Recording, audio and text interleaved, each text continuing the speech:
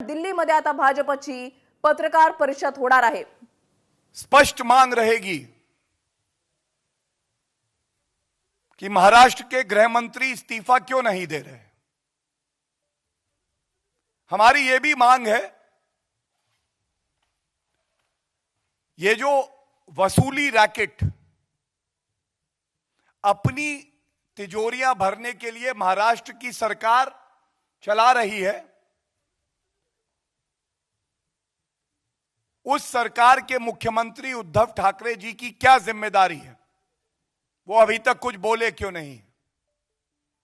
इस भ्रष्टाचारी सरकार को एक मिनट भी बने रहने का कोई हक नहीं है।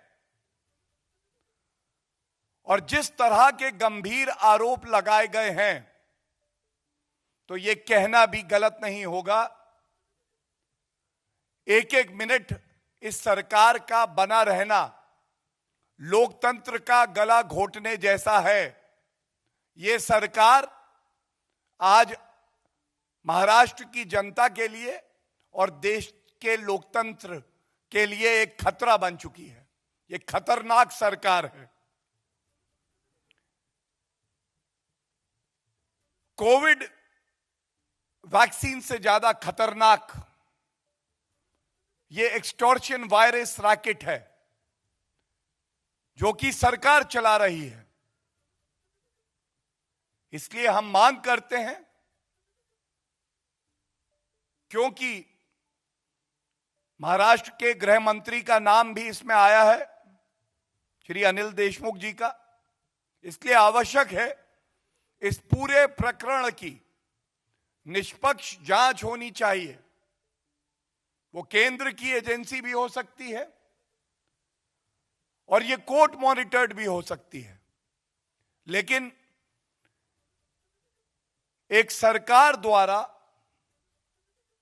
अगर अपनी तिजोरियां भरने के लिए एक वसूली रैकेट चलाया जाएगा, तो ये कतई महाराष्ट्र की जनता बर्दाश्त नहीं करेगी। और यह आवश्यक हो गया है, बिना एक मिनट का समय गवाए मुख्यमंत्री जवाब दें कि यह जबरन वसूली कैसे हो रही थी, और गृह मंत्री महाराष्ट्र तुरंत इस्तीफा दें। यह हमारी मांग है। Now in English.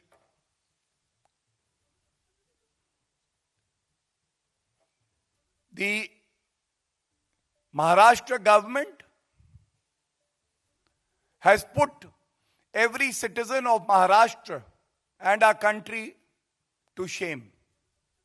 It is indeed very worrying that an elected government,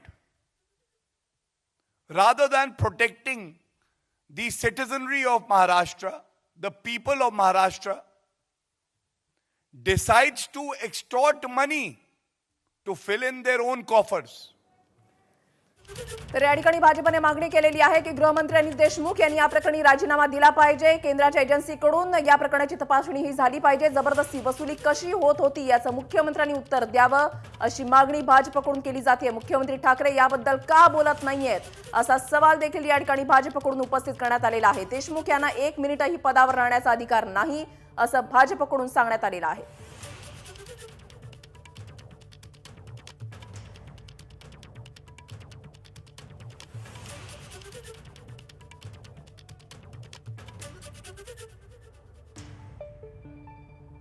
Navnath बन आमचे प्रतिनिधी आमच्या सोबत आहेत शासकीय निवासस्थानाबाहेरून। नवनाथ, त्या ठिकाणी आता नेमक्या काय हालचाली सुरू झालेल्या आहेत? वृषाली, मी गृहमंत्री अनिल देशमुख यांच्या ज्ञानेश्वरी निवासस्थानाबाहेर आहे। गृहमंत्री देशमुख हे आतून घरामध्ये आहेत। अनेक वेळा वारंवार आपण त्यांना निरोप दिलाय की या प्रकरणात तुमची बाजू माध्यमांसमोर येऊन मांडा, परंतु कुठलाही निरोपाला प्रतिसाद आतापर्यंत मिळत नाही। नाही म्हणायला त्यांनी एक ट्विट करून हे सगळे आरोप खोटे आहेत असं स्पष्टपणे सांगितलं आणि ज्या पद्धतीने परमवीर सिंग यांच्यावर आरोप झाले होते सचिन वाझे प्रकरणात, त्याच्या विरोधात हे आरोप केले जातात अशा प्रकारचं स्पष्टीकरण ट्विटद्वारे अनिल देशमुख यांनी केलं. परंतु माध्यमांसमोर येऊन कॅमेरासमोर येऊन प्रतिक्रिया द्यायला त्यांनी अद्याप नकार दिलाय. परंतु आपल्या सगळ्यांना एक गोष्ट फार महत्त्वाची बघायला पाहिजे की महाराष्ट्राच्या नाही तर देशाच्या इतिहासात पहिल्यांदाच एखाद्या गृहमंत्र्यावर पोलीस अधिकाऱ्यांकडनं अशा प्रकारचे खंडणीचे गंभीर आरोप झालेले आहेत. त्यामुळे या प्रकरणामध्ये अनिल देशमुख काय भूमिका घेतात आणि कशा पद्धतीची प्रतिक्रिया देतात हे सुद्धा बघणं महत्त्वाचं आहे. आपल्या सगळ्यांना आठवत असेल तर या सगळ्याची एकमेकांवर आरोप करण्याची सुरुवात झाली ती काल एबीपी माझाला गृहमंत्री अनिल देशमुख यांनी मुलाखत दिली आणि त्या मुलाखतीमध्ये स्पष्टपणे सांगितलं होतं की परमवीर सिंग यांची बदली ही रूटीन ट्रान्सफर नाही तर त्यांच्यावर वेगवेगळे आरोप झाले होते, त्यामध्ये ते दोषी दिसत आहेत, त्यामुळे परमवीर सिंग यांची बदली करण्यात आली होती. परमवीर यांच्यावर थेट आरोप गृहमंत्र्यांनी अप्रत्यक्षपणे केले होते. परमवीर सिंग यांच्यावर आरोप झाल्यानंतर आज स्वतः परमवीर सिंग यांनी मुख्यमंत्र्यांना पत्र लिहिलं आणि एक प्रकारे खंडणीचा आरोप थेट गृहमंत्र्यावर केला.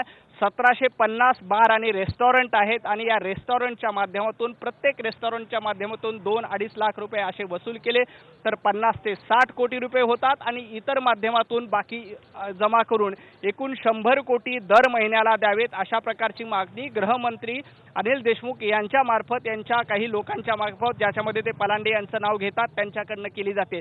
म्हणजे अनिल देशमुख यांनी परमवीर सिंह यांच्या विरोधात आरोप केले, त्याच्यानंतर लगेच दुसऱ्या दिवशी परमवीर सिंह यांनी अनिल देशमुख यांच्या विरोधात आरोप केले. त्यामुळे हा आरोप प्रत्यारोपाचा सामना कालच्या माझाला दिलेल्या मुलाखतीमधून सुरू झालाय आणि या सगळ्यामुळं फक्त अनिल देशमुख यांचीच बदनामी होत नाही. ज्या पद्धतीने आता विरोधक अनिल देशमुख यांच्या राजीनाम्याची मागणी करतायत परंतु आता राष्ट्रवादी काँग्रेसची सुद्धा या प्रकरणामध्ये बदनामी होत आहे.